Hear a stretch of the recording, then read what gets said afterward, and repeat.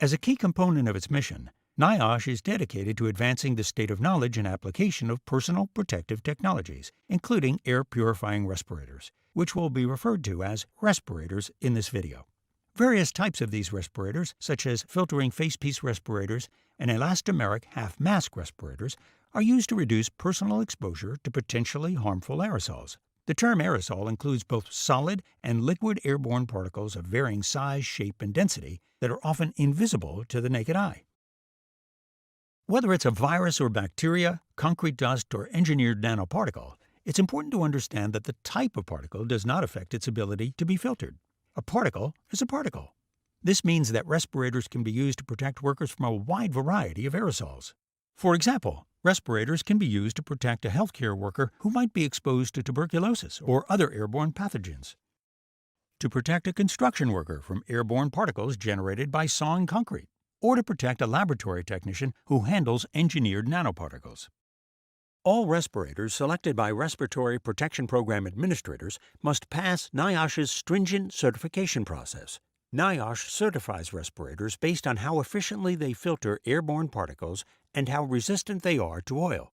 For example, the most commonly used respirator is an N95 filtering facepiece respirator, which filters at least 95% of airborne particles and is not resistant to oil. To ensure optimum protection, respirator users should only wear respirators selected by their organization's Respiratory Protection Program administrators as being the most appropriate for their working conditions. As the user breathes and causes air to pass through the filter, the dense network of fibers in a respirator capture particles through a combination of three mechanical methods: impaction, interception, and diffusion. Some respirators contain charged fibers that use a fourth method, electrostatic attraction, to attract nearby particles. Impaction occurs when a particle's inertia prevents it from adjusting as the airflow carrying it into a respirator changes direction when it nears a filter fiber. In this capture method, the particle hits a fiber head-on and becomes stuck. Other particles can become attached when the airstream carries them within one particle radius of a fiber. This is referred to as interception. Diffusion occurs when smaller particles follow a random motion as they are bombarded by air molecules. Those that come into contact with a worker's respirator are captured by its network of fibers.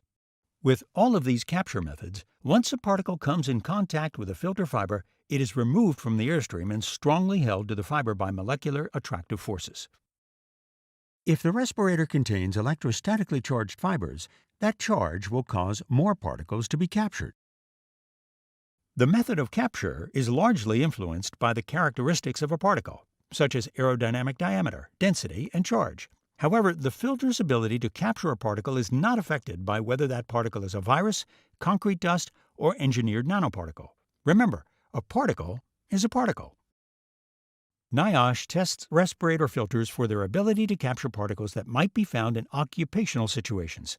The conditions, such as particle challenge and the flow rate for certification testing of air-purifying respirators, are believed to represent near worst-case conditions for all types of workplaces, meaning the test conditions produce maximum filter penetration. This ensures that filters in NIOSH-approved respirators will collect hazardous workplace aerosols with very high efficiency. Based on the considerable collective knowledge of the scientific community regarding aerosol filtration, it is not necessary to test a respirator filter with a biological aerosol because certification testing applies a worst-case set of test conditions. Again, because a particle is a particle, when properly selected and used, NIOSH-approved respirators should provide the expected levels of protection against all types of workplace aerosols.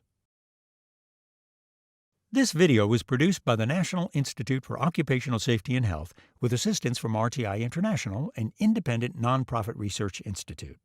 The focus of this video is how particles are captured. If you have questions about determining what type of respirator is appropriate for your working conditions or making sure that your respirator is properly fitted, consult your Respiratory Protection Program administrator.